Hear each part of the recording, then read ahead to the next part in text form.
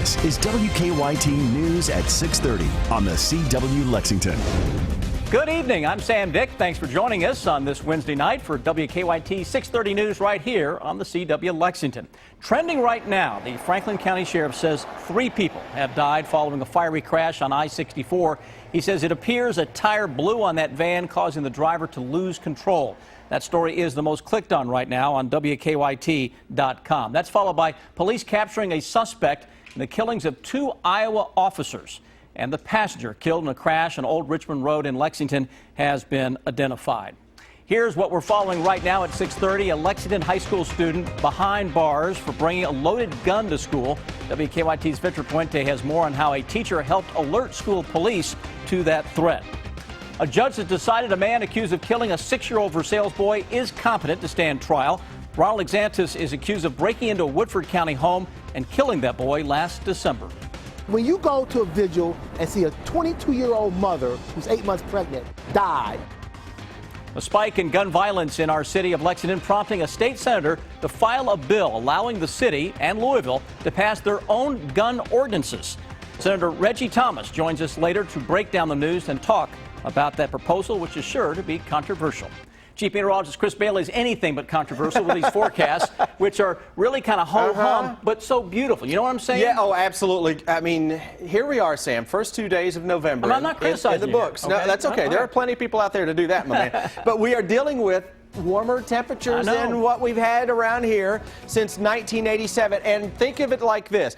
Only one other year has been as warm as we are right now to begin the month of November. It's 1987. Here's how we are ending day 2 of November with a little increase in cloud cover coming in, though gorgeous skyline on that live sky cam. I got to keep showing that off at the top of 6:30 because this time next week it's going to be dark. With the time change coming up this weekend. Temperatures are mid to upper 70s, and you're going to drop it slowly through the 70s over the next several hours with the clouds that are thickening up. You got a little shower or 2 to the south of Louisville, take you into the E-Town area. Right on 65, here's the BG Parkway coming out of the Lawrenceburg area, and 1 or 2 of those showers may try to cross Nelson County. Anderson County, can it hold together to get in there? If it does, it may rain on 2 homes. That would be the extent of it. Showers, thunderstorms, severe weather. Those, see the little red boxes here? Those are actually tornado warnings right now for several counties in central Illinois. I'm not worried about that at all, but tomorrow some gusty showers and thunderstorms will be into town. And Sam, when I come back here in a little over 10 minutes from now, we will track that cold front and show you how it gets us closer to where we should be finally for early November. Thanks, Chris. A Tates Creek High School student is in jail after police say he brought a loaded gun to school. Police arrested 18-year-old Lamar Sanford after a teacher noticed he was agitated in class and a school security officer saw the gun. WKYT's Victor Puente talked to the high school principal. He has our top story at 6:30. The principal here at Tates Creek High School credits school law enforcement for bringing this to a peaceful resolution. Now that student is facing multiple charges. Principal Sam Mukes says it was a school law enforcement officer who discovered the gun. He says that officer, who knew the student, approached the 18-year-old after the young man had left his class in an agitated state. And just talking to him and walking in the hall, he saw it in the hood, in the pocket of his hoodie. So that's how the gun was discovered. He says that officer placed him under arrest, and they sent an email to parents notifying them. Students say rumors began spreading about the gun. Like, why? You know, was he being bullied? I thought Tates Creek was a safe environment to be in. The school isn't identifying the student, but according to the Fayette County Detention Center, 18-year-old Lamar Daquan Sanford was arrested by school police at Tates Creek High School. Sanford is charged with resisting arrest, carrying a concealed deadly weapon, and unlawful possession of a weapon on school property. Mukes says he spoke to the student and asked what his intentions with the gun were. He says the teen said he got the gun this morning on his way to school because of issues in his neighborhood. I need to know, as the principal of this school, was there an intended target in the building, just so that we can address that. And the student, I spoke directly with the student, and he said no, never was. He was not mad with anyone at school. In addition to the criminal charges, Mukes says Sanford will also face serious consequences through the school district. In Lexington, Victor Puente, WKYT. Principal Muke says there will be a meeting with other school officials about what happened and the school's response. A fiery crash this morning on Interstate 64 in Franklin County left 3 people dead. The sheriff says a van blew a tire, causing the driver to lose control. The Franklin County Sheriff says the van went down an embankment and caught fire. It was engulfed by the time first responders arrived. They were able to get the driver out alive, but the other 3 people inside died. They moved the van out to a state lab to remove their bodies. Obviously, this is not the best place to be able to do that in the middle of the interstate. We can take them to the Crown Lab there and have a secure place to do that for the coroner and his staff to be able to work to get these bodies out and do it with dignity. The crash tied up traffic on I-64 in both directions for hours. A preliminary investigation reveals that speed and the tire blowout are both contributing factors to what happened. The Fayette County coroner is still working on notifying the victims' families. A man accused of entering a home in the middle of the night and killing a 6-year-old boy will have to answer to the charges against him. Today, a Woodford County judge ruled that Ronald Exantis competent to stand trial. Police say he stabbed 6-year-old Logan Tipton to death during a home invasion last December. WKYT's Hillary Thornton was in the courtroom today. Ronald Exantis is accused of murdering 6-year-old Logan Tipton back in December. Yesterday, little Logan would have turned 7 years old. They bought Logan 2 big cupcakes, and so we had to go to a graveyard and have a birthday party. Logan's birthday yesterday, his oldest sister's today, a day the family filling the first few rows in the courtroom, watching as the judge ruled Exantis is mentally competent and will stand trial. That trial slated for August 11th. We were expecting it since he's on some medication. We felt, he was probably competent. I think the judge made a good ruling. While listening to that ruling, many family members wearing purple and green bracelets. Hulk was Logan's favorite dude because he was the strongest, and Logan was the biggest, strongest kid in my family. And my little son, my youngest son, we were at the dollar store one day and he said, "Mom, you need to buy that." And I said, "Why?" He said, "That way Logan's always with you and he's always protecting you." Heather Tipton holding on to that during court. Exantis is facing the death penalty for what he is accused of doing inside of her family's home. He needs the death penalty. He don't need to sit on death row for the rest of his life. He committed a crime. My living children are just as much the victims as Logan. What they went through and witnessed that night should never be endured by anyone, adult, child, or otherwise. The Tipton family says now having a trial date set is a big step in their healing process. My children cannot heal with all of this continuing to be drug out on and on. In Woodford County, Hillary Thornton, WKYT. The trial is expected to last about 3 weeks. It's set to take place in Woodford County, but the judge says he will have another county on hold as a backup in case they have trouble seating a jury. A frightening morning for employees and customers of a Lexington McDonald's restaurant after a manager was attacked. According to witnesses, a man came into the McDonald's on South Limestone about 8 this morning with his pants sagging to the point that he was exposing himself. They say the manager asked the man to leave 3 times, which he eventually did, but that's when things took a turn for the worse. The gentleman left, then he walked back in and he struck the manager. We thought he cut him, and then he went running off. Several customers chased the man, as well as 2 construction workers nearby. One of them took the man down and held him until sheriff's deputies got there. The manager of the McDonald's was treated for minor injuries. He's expected to be okay. A Louisville Metro police officer killed by an accused drunk driver in Lexington was laid to rest today. Police officers and hundreds of other mourners gathered at St. Michael Catholic Church in Louisville to remember Detective Jason Schweitzer. Dozens of Louisville Metro police cars escorted the hearse as it arrived at the church this morning. Investigators say that Detective Schweitzer and UK employee Timothy Moore were both hit and killed early Saturday morning by a car driven by Suzanne Whitlow. Moore's funeral is set for tomorrow in Cincinnati. Police have charged Whitlow with manslaughter and DUI. Tonight, Lexington Senator Reginald Thomas has pre-filed a bill he says will give both Lexington and Louisville the ability to regulate guns. He joins us in less than 3 minutes live to break down the news about his plan to make the community safer. A Lexington native and former college baseball star will be the home plate umpire for World Series game number 7 tonight. More about him with Dave Buzz Baker with the Sports Buzz. Welcome back to WKYT News here at 6:30 on the CW Lexington. He says it will make the community safer. Tonight, a Lexington lawmaker has pre-filed a bill he says will give both Lexington and Louisville the ability to regulate guns. Senator Reggie Thomas is calling it the Trinity Gay Bill in honor of the 15-year-old Lexington girl who died in a shooting last month. Thomas says that Gay's death, along with a string of other shootings, is a sign that something needs to be done about guns. He says that Lexington and Louisville need the ability to pass their own gun ordinances and deal with any kind of restriction, regulation, and misuse of handguns. Now, Lexington Mayor Jim Gray has not taken a position so far on this legislation. He says he hasn't had time to evaluate it. Now, lawmakers will discuss the bill when they reconvene in January. To help us break down the news tonight about this proposal, we're joined by the man himself, State Senator Reggie Thomas. First of all, thank you for being here. Sam, thank you. We appreciate it. This is sure to be controversial.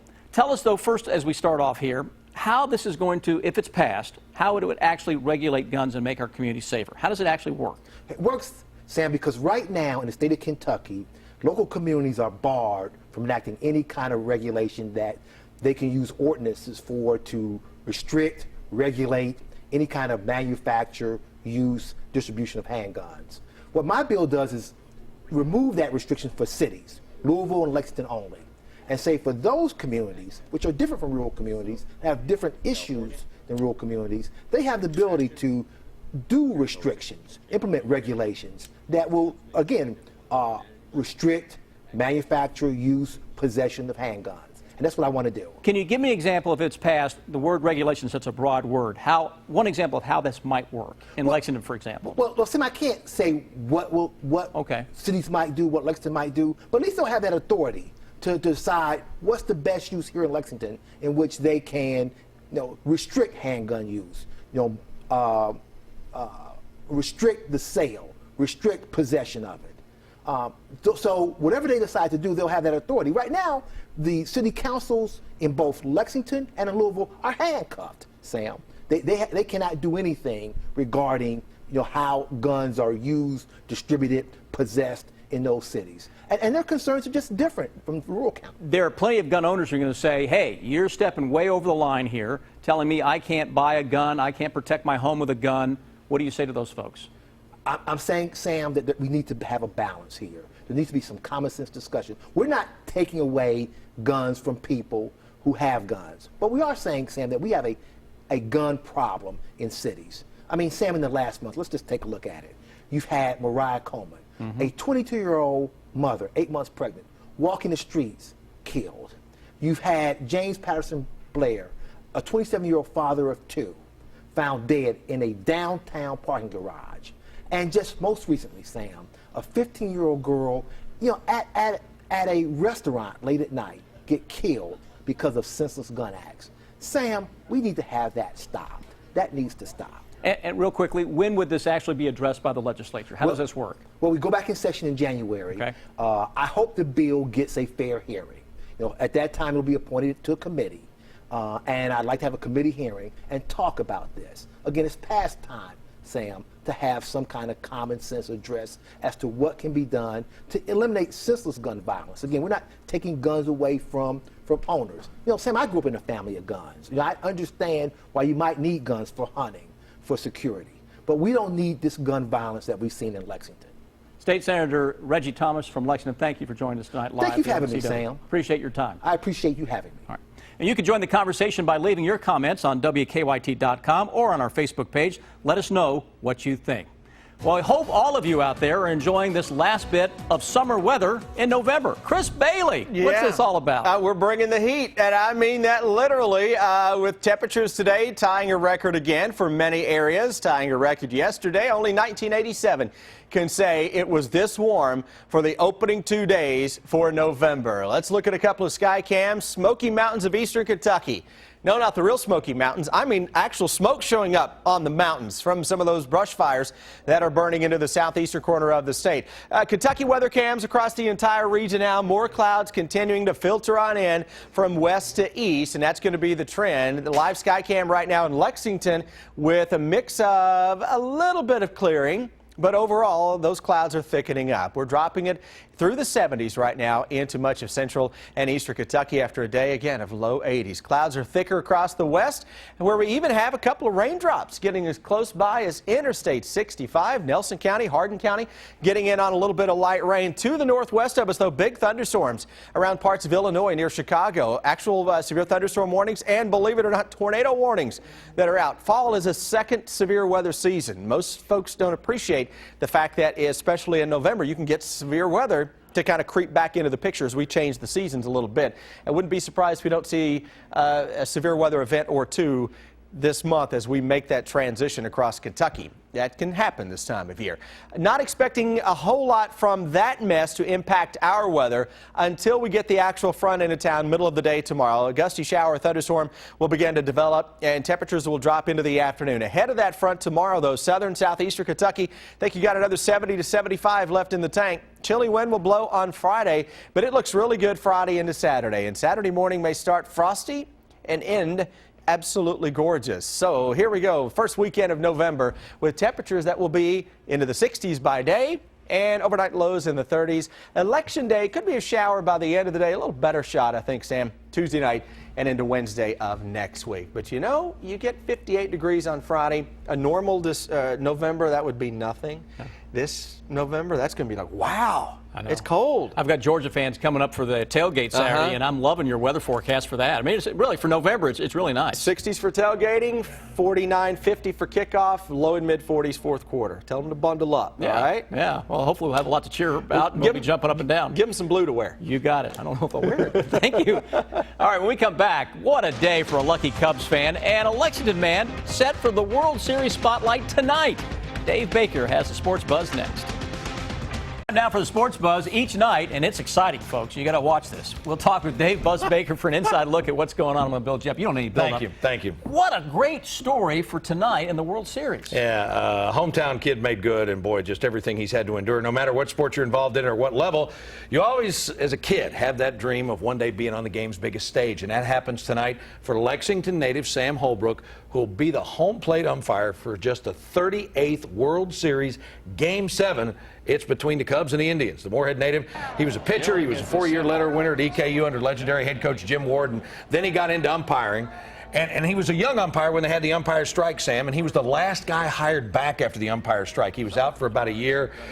He went through a personal tragedy with the loss of his wife and had to take a leave of absence from the league. Has been involved in some big calls. But remember, he was named to the crew, and we found out about it a couple of weeks ago, even though they couldn't announce it.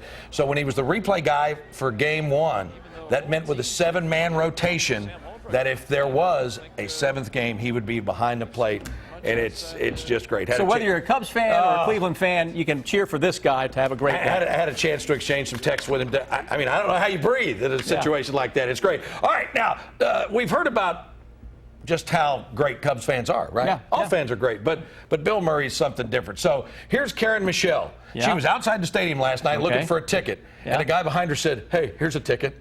And it was Bill Murray. No. And then she sits next to him. Now look at this. Eddie Vedder was there, and look, she's sitting in front of Al Roker. She's got better seats than Al Roker, who's got a pass. So out of the blue, he just gives her a ticket. Right. And so look, so he gets it. She gets a ticket from the guy, and then she photobombs him with the rabbit ears above his cap in the picture. That's great. Pretty unbelievable. He is something. I've been holding on to these over the weekend at the World Golf Championship, HSBC champions, par 3, 17th hole. This is Matt Kuchar. Okay? Watch what happens here. Okay, I'm watching. That's tracking, as they say, and that's it. Boom! So did you see the car up at the tee?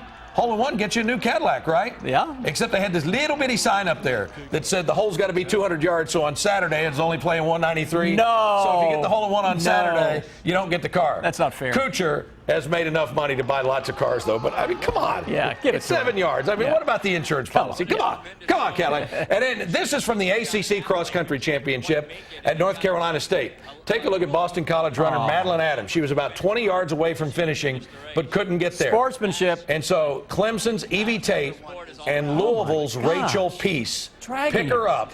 And, I mean, she falls another time, but they get her across the line. I mean, this is really good stuff. This is what collegiate athletics is supposed to be all about. And she finally made it across the line. Hats off to her, and hats off to those two young ladies who helped her. Great stuff. All right, Georgia and Kentucky we'll talk about tomorrow. Oh, absolutely. Come on.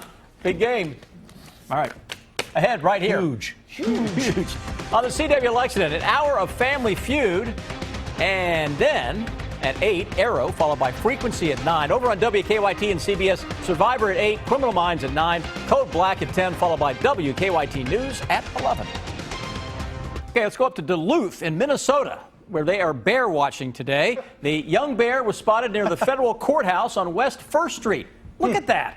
He's up in the tree. So folks with iPads and cameras in hand taking pictures of him. According to Duluth police, the bear made several attempts to come down and went back up because of all the spectators. Police are asking the public to stay away from the bear. The last time the bear was spotted in downtown was May of 2015.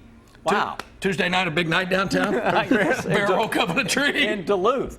You know, same thing happens to Dave Baker when the paparazzi's following him around.